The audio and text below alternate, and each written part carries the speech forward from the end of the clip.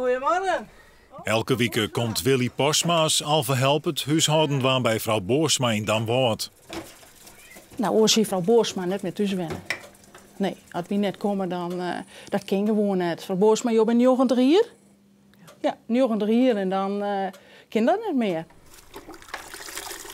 Het regeer wil de komende jaren flink bezuinigen op de huishoudelijke help. Grote thuiszorgorganisaties nemen daarom kwalijk nog huishoudelijke helpen in vaste dienst. In Damwoord bonden de Alpha helpende krachten en beginnen verhardend zelfs. We hadden cliënten ook meegenomen en dat was geen probleem. Nou, die ben eigenlijk in principe denk ik ook al een beetje met de bezuinigingen van straks gaan. Dus die vonden het in principe geen probleem dat wij onze eigen cliënten meenamen naar Alpha Trots. Alpha Trots door de administratie van de vrouwje.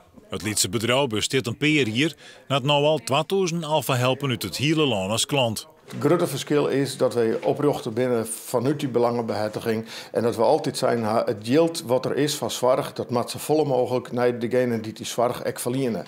Er zit te volle geld in kantoren, er zit te volle geld in dure auto's en dure managers.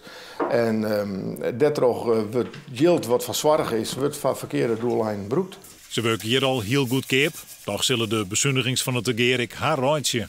Want er zijn mensen die kennen vaak zijn eigen hulp net betalen, je zal alleen maar AOW. En een prutte mensen hebben geen baan in de buurt of baan die het 4 dagen in de week werken. Want dat is wel de bedoeling wat de regering wil, dat er meer mantelzorg komt, zeg maar. De vraag naar huishoudelijke hulp zal in de toekomst liek wel staan nemen dat ouderen zo lang mogelijk thuisween blijven moet.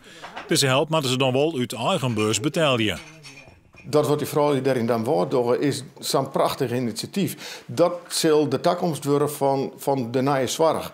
Lokale groepen die het zelf organiseren, die het zelf hun klanten ziekje, die de omgeving kennen, die de buurt kennen, die het witte water help nodig had en zo hun eigen klantenkring opbouwen. En daarachter een lietse efficiënte organisatie zoals u die de regelzaken doet. Dit is ik nog een hele fijne, dus dat tref je ik nog. Ja.